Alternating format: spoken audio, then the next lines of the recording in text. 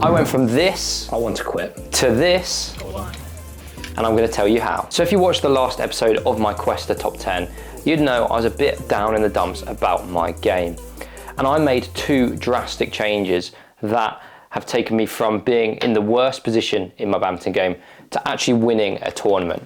And in this video, I'm going to take you through both of those so you can implement them in your game. But before we get into that, let's just take a look at how I'm doing on my quest for top 10.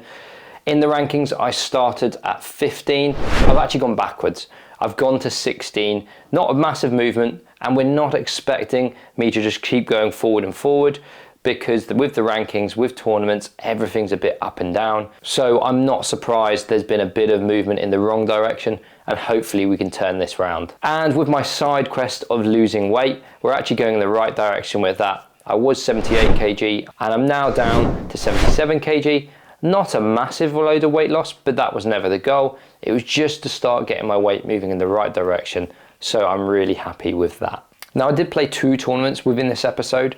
My first tournament was the Middlesex Senior Gold, and actually I had some really good performances in that. I got to the quarterfinal. I started to feel a bit more like myself on court, which was really nice to see. But we're going to mainly focus on the Sussex Senior Silver in this episode, so let's get into it. Let's start with the first thing I changed within my training, and it starts with a little quote: change nothing, nothing changes. And that is what I had to really look upon, because I started with my training for this series. If you remember episode 1, where I was focusing about long training sets, almost replicating what Lo Ken Yu did out in Singapore, and it just wasn't working for me. And if I'd carried on doing that, I don't think I'd have seen any improvement, just because it wasn't suiting the fact that I couldn't train very much. So what I wanted to do was change the way I trained to suit my 1, maybe 2 hitting sessions I'm doing per week. And what I did was I made it super intense. And you might have seen some of the on-court sessions in our TikTok lives, where I'm doing some really high energy exercises and just pushing myself until I can't go any longer. A lot of it is around aggressive attacking and just being able to keep going and going and going again. And what I found was that really helped with my movement, it helped with my confidence on court, and just my overall fitness. But I didn't just make that change to the on-court, I made it to the off-court as well. I moved away from doing some long, steady fitness training and actually moved into some really short, intense stuff.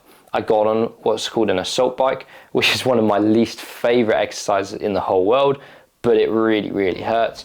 And I linked that with some sled pushes as well. Everything really focusing around my legs. So what's the takeaway from that? Well, if you're looking at your game and thinking, I haven't made many improvements lately, or I don't feel like my game's going the right direction, have a look at your training. Have you been doing the same thing for the last year? Make some changes. It may feel like it's a very drastic change, but sometimes you just need that different stimulus to get your game going in the right direction, stopping that plateau, and start moving forward with your badminton. Now, the second thing I changed, and this was more of something I had to develop and almost relearn, and that is, I had to learn how to win. Sounds a bit confusing, doesn't it? Learning to win. Surely that's something you just do or don't do. But for me, I've always felt winning is a skill, and some are better at it than others. So let me explain it to you. Put yourself in that scenario, 17 all in the 3rd set. For me, people who are good at winning win 8 out of 10 of that scenario. People who aren't good at winning, and I would have considered myself this when I was playing, would win 3 out of 10 in that scenario. And we're mainly talking about when you're playing maybe someone better than you or a similar level. It's how you conduct yourself in those scenarios that really separates winning from losing. Now look back in your own games and look at scenarios where you've maybe lost 21-18, 21-17.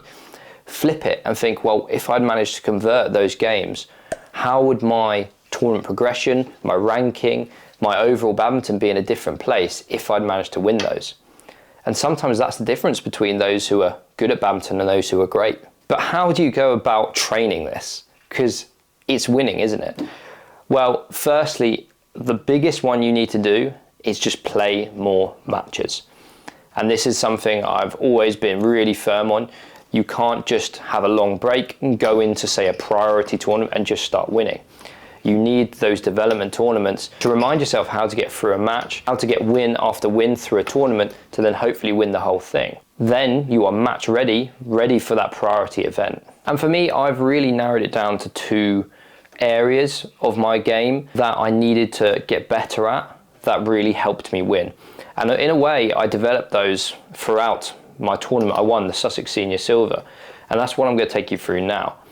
Number 1 is sticking to a tactic. Now, let's look at my quarterfinal here. I'm playing Rory Easton.